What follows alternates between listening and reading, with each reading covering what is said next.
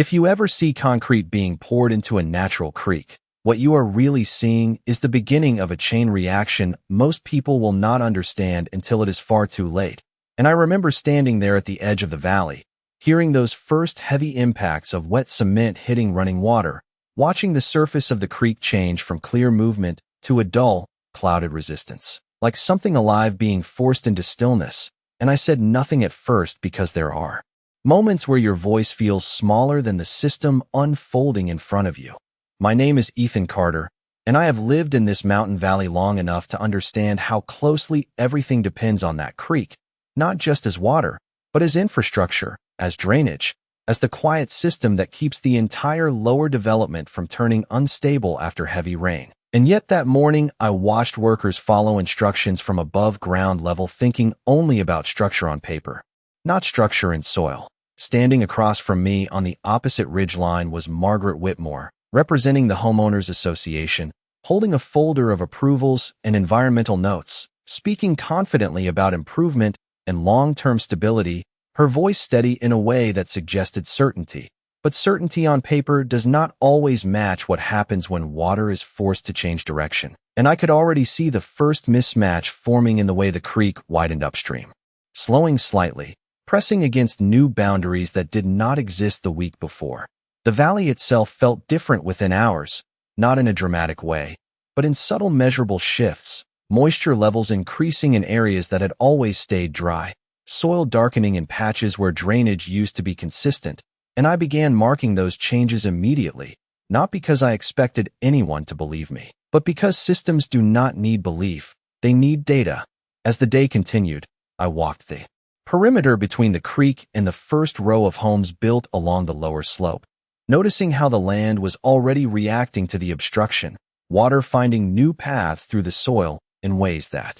were not visible on the surface but could be felt underfoot, a slight softness where there had always been stability. And I recorded everything, distances, elevation shifts, water flow speed changes, because the pattern was already forming even if no one else was looking for it. Margaret remained focused on the project site, confident that the modifications would improve the area. But I kept thinking about how systems like this do not respond immediately. They respond cumulatively, and every small change compounds into the next, until what looks stable at the beginning becomes something entirely different by the end. And as I stood there watching the creek lose its natural rhythm under the weight of engineered direction, I realized that the real transformation would not be visible today, but it had already started beneath our feet, quietly rewriting the balance of everything built above it.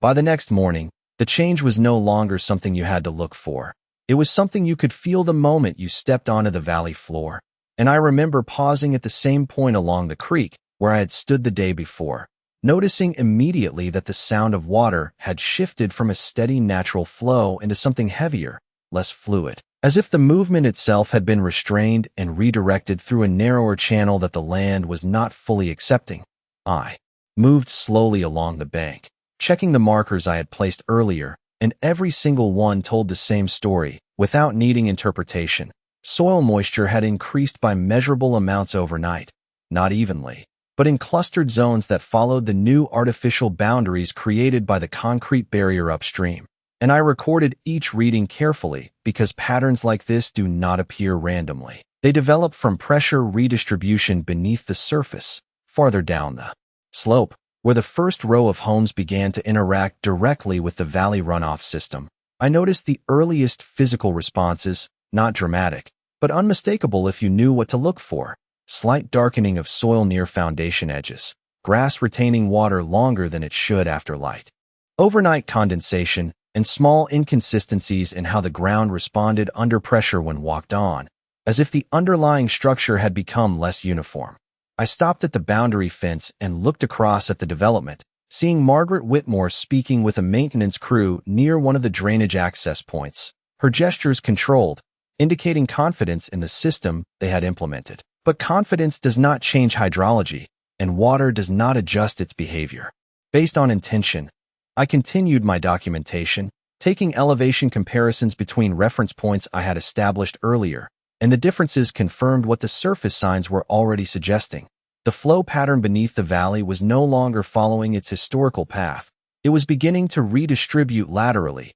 searching for the lowest resistance points created by soil saturation. As I walked further, I noticed that even the air felt slightly different near the lower sections, heavier in a way that often precedes soil instability. And I knew from experience that when these conditions align, the system does not correct itself quickly. It stabilizes into a new state whether the surface structures are prepared for it or not. Margaret remained focused on the engineered drainage adjustments, but I could already see that the natural system was operating on a completely different timeline, one that does not wait for human confirmation. And as I stood there, watching the valley respond in slow, continuous adjustment, I understood that what was unfolding was not a single event, but a reconfiguration of balance that would continue until every layer of the system reached a new equilibrium, regardless of what had been built on top of it. By the third morning, the valley no longer felt like a stable landscape. It felt like a system in transition, and I could sense it the moment I stepped out onto the ridge overlooking the creek, where the air itself seemed slightly denser and the ground underfoot no longer responded with the same firmness it had just days earlier. I followed the same path I had been using since the beginning, checking each marker, each reference point, and what I found was no longer isolated change, but a connected pattern forming across the entire lower slope. Soil moisture levels rising in synchronized clusters that matched the altered flow direction beneath the surface, confirming that the creek was no longer functioning as a natural drainage channel, but as a redirected system under forced constraint. I recorded everything with precision because at this stage interpretation is less important than consistency of measurement, and every reading confirmed the same direction of movement. Water was accumulating in zones that historically remained stable even during heavy seasonal rain, and the redistribution was not random. It was following the lowest resistance paths created by the upstream obstruction. As I moved closer to the residential edge of the valley, I began to see the secondary effects becoming more visible, not in catastrophic form, but in subtle structural responses that indicated stress redistribution. Small separations forming along soil and concrete interfaces, slight unevenness in surfaces that had been level before, and changes in how water lingered after reaching flat ground. I stopped near the boundary where the development begins, observing Margaret Whitmore speaking with a small group of maintenance personnel near a drainage access point. Her posture still controlled, but her attention clearly divided between what was planned and what was now emerging in real conditions, and I could tell from their positioning that they were beginning to reassess the behavior of the system rather than simply maintaining it. I continued along the perimeter, noting how the valley no longer behaved as separate zones of land,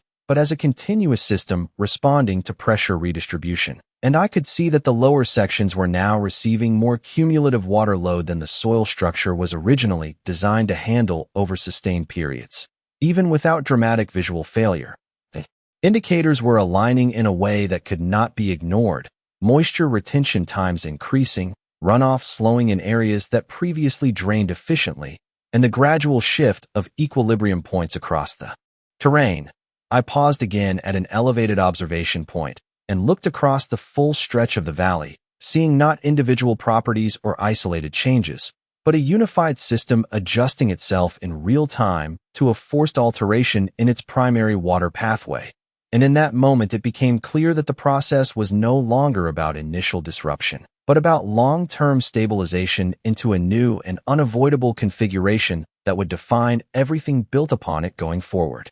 By the fourth day, the valley had entered a state where every small environmental change carried amplified meaning, and I could feel that shift the moment I stepped onto the lower ridge overlooking the creek, where the sound of water had become less like a natural flow and more like a constrained movement through a narrowed system, steady but no longer free, as if the landscape itself was adjusting to a forced direction it did not originally accept. I began my usual survey route, moving from marker to marker along the slope, and what I recorded confirmed that the system-wide redistribution was continuing in a consistent pattern, with soil moisture levels increasing in areas that historically functioned as drainage relief zones, while previously stable sections near the residential boundary were now holding water longer than their normal absorption cycle allowed. I noted these changes carefully because they were no longer isolated indicators, they were becoming synchronized responses across the terrain, suggesting that the entire valley hydrology was adapting to a permanent upstream obstruction rather than a temporary condition. As I approached the development edge, I observed more visible confirmation of this transition, small but measurable alterations in surface behavior, including darker soil coloration along foundation perimeters, uneven water retention on flat surfaces, and subtle inconsistencies in ground firmness when compared across identical distances. From previous measurements, Margaret Whitmore was present near the central drainage junction again. Reviewing adjustments with field personnel, her focus divided between technical readings and physical observations, and, while she maintained a composed stance, the environment around her was no longer matching the assumptions in her planning documents. I continued documenting from a distance, noting that the valley was now functioning less like a segmented landscape and more like a unified system responding to redistributed pressure, where every change in elevation or soil density created a corresponding shift elsewhere in the flow network. The lower residential zone was now receiving sustained water, accumulation that exceeded its baseline drainage capacity, not through sudden influx, but through continuous rerouting from the upstream blockage, and I could see how this was gradually redefining the equilibrium points of the entire area. Even without dramatic surface failure, the indicators were aligning into a clear structural narrative: longer water retention times, expanded saturation zones, and a measurable reduction in runoff efficiency across multiple points that had previously operated independently. I paused at an elevated observation position and surveyed the full valley system, recognizing that what was unfolding was no longer a sequence of localized issues, but a complete environmental recalibration driven by forced hydrological redirection. And at that moment, it became evident that the system was not approaching a single point of collapse, but instead progressing toward a new stabilized condition that would permanently redefine how water, soil, and infrastructure interacted across the entire development. By the fifth day, the valley no longer showed isolated signs of change, but a fully integrated response system that could be observed only through continuous comparison over time. And I could feel that shift immediately as I stepped onto the ridge above the creek, where the sound of water had settled into a low, constant pressure rather than a flowing rhythm, indicating that the system was no longer functioning under natural variance, but under sustained redirection. I continued my structured survey, moving methodically between established measurement points, and the data confirmed that the redistribution pattern had expanded beyond the original impact zone, with soil moisture increases now appearing in a wider radius across the lower valley, including sections that had previously remained stable even during seasonal peak rainfall, suggesting that the subsurface flow network had fully adjusted to the upstream obstruction. As I approached the residential boundary, I observed that the surface conditions were no longer showing minor inconsistencies, but measurable systemic responses, including extended retention of surface water after light precipitation, reduced drainage efficiency along graded surfaces, and uniform darkening of soil profiles near structural foundations,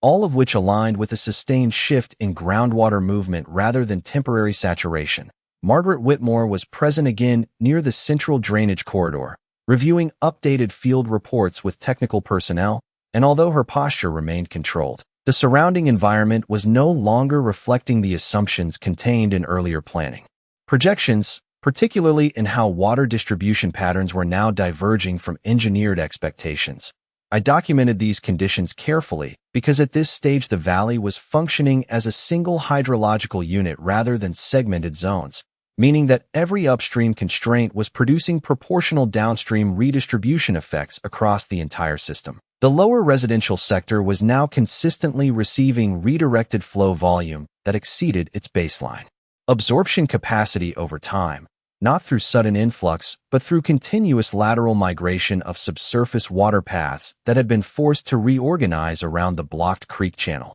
I noted additional structural indicators emerging in parallel with these environmental changes, including subtle but consistent variations in ground response under identical load conditions, extended dampness retention near foundation perimeters, and gradual reduction in runoff separation efficiency along sloped terrain segments. From the elevated observation point, I could now visualize the full system behavior without relying solely on individual measurements. as the valley had effectively transitioned into a new equilibrium state in which water movement, soil saturation, and surface drainage were all synchronized under a redefined flow architecture, and it became clear that the system was no longer evolving toward disruption or recovery, but stabilizing into a permanent configuration dictated by the altered hydrological pathway.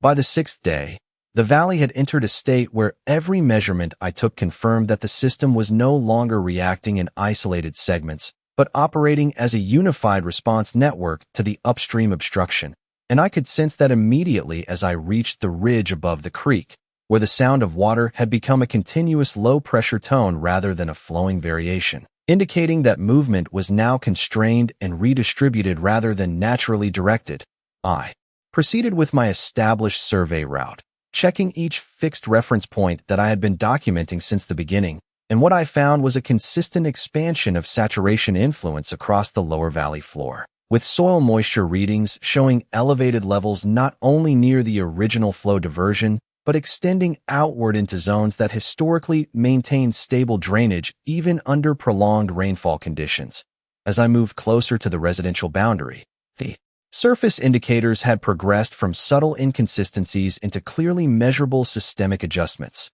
including extended water retention on flat surfaces beyond normal evaporation cycles, reduced permeability in soil layers adjacent to structural foundations, and uniform moisture alignment patterns that suggested subsurface flow had fully reorganized into new equilibrium channels. Margaret Whitmore was again present near the central drainage control point, reviewing updated system assessments with field engineers, and although her posture remained composed, the environmental response around her no longer aligned with the design assumptions that had been used to justify the initial creek modification. I documented these conditions in detail because the valley was now functioning as a single interconnected hydrological system rather than segmented drainage zones, meaning every upstream constraint was producing proportional downstream redistribution effects that could be tracked continuously across the entire terrain. The lower residential area was now consistently receiving redirected subsurface flow volume that exceeded its historical absorption baseline,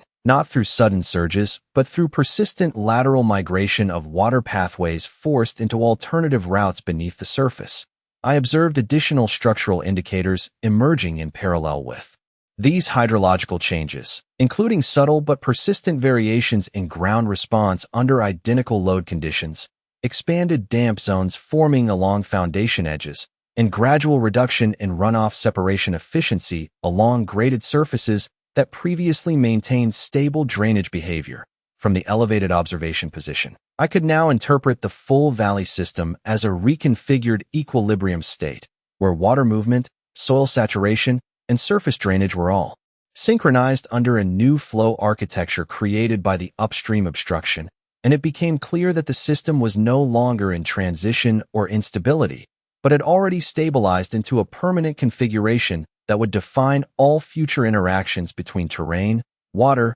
and infrastructure within the affected area. By the seventh day, the valley had fully transitioned into a stable but permanently altered hydrological state, and I could confirm this the moment I reached my standard observation point above the creek, where the sound of water had settled into a continuous low-frequency pressure rather than any natural variation in flow, indicating that movement was now fully governed by redistributed subsurface pathways rather than the original creek channel. I proceeded with my full measurement cycle across all established reference points, and the data showed that the saturation footprint had expanded uniformly across the lower valley basin, with soil moisture levels stabilizing at elevated readings in areas that historically remained dry even during extended seasonal precipitation cycles, confirming that the system had completed its reconfiguration phase. As I moved toward the residential boundary, the surface environment reflected this new equilibrium state, with consistent indicators across multiple structural layers,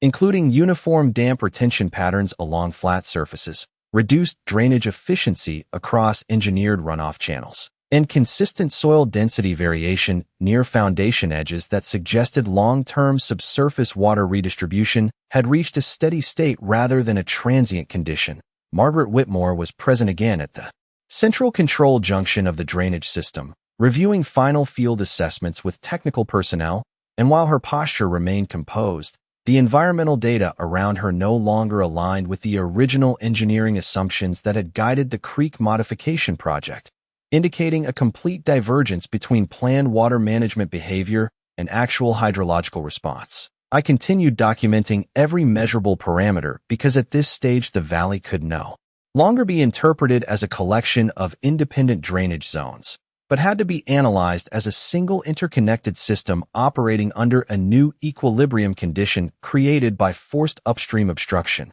The lower residential sector now exhibited consistent long-term water retention behavior across all monitored segments, not as a result of active influx events, but due to sustained lateral subsurface redistribution that had permanently altered groundwater flow orientation. Additional structural indicators confirmed this stabilized transformation, including consistent load response variations across identical terrain points, persistent moisture equilibrium along foundation perimeters, and uniform reduction in surface runoff separation efficiency across the entire slope system. From the final elevated observation position, I could clearly interpret the valley as having completed its full environmental adjustment cycle, where water movement, soil saturation, and surface drainage had all synchronized into a stable configuration defined by the altered creek pathway, and it was evident that the system was no longer undergoing change, but had already settled into a permanent structural and hydrological state that would govern all future environmental interactions within the region. By the 8th day, the valley had fully stabilized into its new hydrological configuration, and I could confirm this immediately upon reaching the primary observation ridge above the creek, where the sound of water no longer reflected any natural variability, but instead maintained a constant low-pressure flow signature, indicating that the system was now operating entirely under redistributed subsurface channels rather than its original surface pathway. I conducted a full comparative survey across all established measurement points, and the results showed complete alignment across the lower basin, with soil moisture levels no longer fluctuating in response to daily weather variation, but instead holding consistent elevated values across all previously affected zones, confirming that the system had entered a sustained equilibrium state. As I moved along the boundary toward the residential sector, the environmental conditions reflected full integration of this new equilibrium,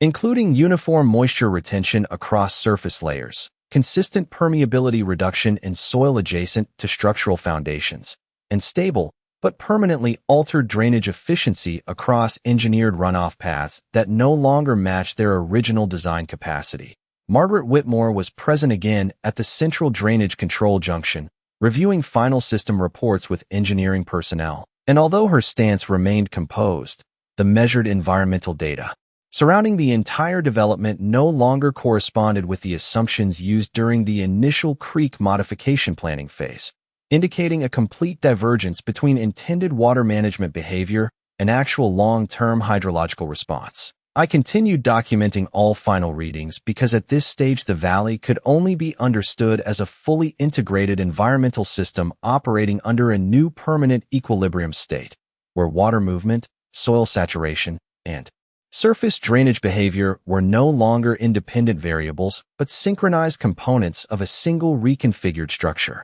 The lower residential zone now demonstrated consistent long-duration water retention characteristics across all monitored sections, not due to active inflow events, but due to permanent subsurface redistribution pathways that had been fully established and stabilized over time. Additional structural observations confirmed this final state, including uniform load response variation across identical terrain points, persistent equilibrium moisture levels along all foundation boundaries, and complete reduction of prior runoff separation efficiency patterns that had existed before the upstream obstruction. From the final elevated observation position, I could clearly interpret the entire valley as having completed its full environmental transformation cycle, where every component of the system had adjusted to the forced hydrological redirection, resulting in a permanent structural and environmental configuration that would define all future interactions between terrain, water, and infrastructure within the region without further deviation from this newly established equilibrium state. By the 9th and final stage of observation, The valley had reached a complete and irreversible hydrological equilibrium state, and I confirmed this from the primary ridge line above the creek, where I had begun all initial measurements. Now returning to the same position to verify final system stability under identical observation conditions. The sound of water below was no longer variable or seasonal, but maintained a uniform and continuous pressure-driven flow signature, indicating that the creek no longer functioned as a surface drainage system, but had fully transitioned into a subsurface redistribution network established by the upstream obstruction. I completed a full comparative analysis across all documented reference points, and every dataset confirmed long-term stabilization, with soil moisture levels no longer showing directional change, but instead holding consistent equilibrium values across the entire lower valley basin, including residential boundary zones that had previously shown the earliest signs of system stress. As I moved along the final survey path toward the development edge, the environment reflected complete integration of this new hydrological structure, including stable ground response behavior across all measured load points, permanent reduction in drainage variability across engineered surfaces, and fully synchronized moisture distribution patterns that confirmed the system had ceased all transitional activity. Margaret Whitmore was present one final time at the central control junction of the drainage network, reviewing the concluding engineering assessment reports with field personnel, and although her posture remained steady, the environmental data surrounding the entire project area no longer reflected any alignment with the original design assumptions used to justify the creek modification, confirming a full divergence between planned water management outcomes and actual long-term system behavior. I recorded the final measurements because at this stage the valley could only be interpreted as a closed and stabilized environmental system operating under a permanently redefined equilibrium, where water movement, soil saturation, and surface drainage behavior had become fully interdependent components of a single restructured hydrological framework. The lower residential zone now exhibited complete long-term stability under the new conditions, not because the original system had been restored, but because a new balance had been established through sustained redistribution of subsurface flow pathways that had permanently altered the structure of the terrain. As I stood on the ridge for the final time, observing the entire valley under this stable configuration, it became clear that no further environmental transition was occurring, and that the system had fully completed its adjustment process, leaving behind a permanently reconfigured landscape where every element of water, soil, and infrastructure had adapted to a single unified and irreversible state of equilibrium that would define the region. Going forward,